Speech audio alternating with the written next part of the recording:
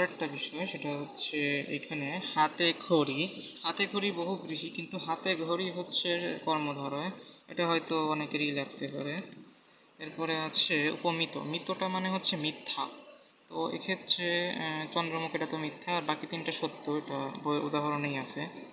তারপরে উপমান মানে হচ্ছে সত্য কথা। অরুণরাঙাটা সত্য।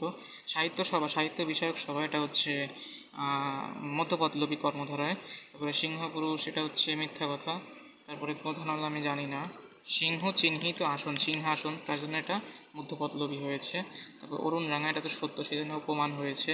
কানাকানি, ওই যে বলছিলাম মাঝখানে, ওই যে এখানেও বলা আছে যে আকার থাকে, লাস্টে থাকে, এটা নিয়ম। তারপর উপমান, এটাও সত্য কথা, তাই এই ব্যাসবাক্য সমস্ত পদকে ব্যাখ্যা করে, এটা তো সত্য।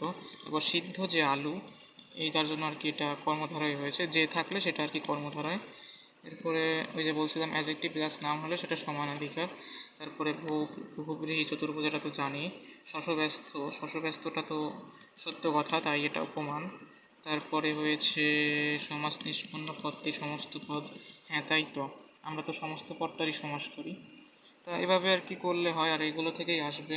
আমি যেগুলো দাগাইলাম ওগুলোই আর কি মোটামুটি প্রশ্ন ব্যাংকে আসছিল। তো এই আর কি সমাজটা শেষ করলাম এই 6টা পার্টে।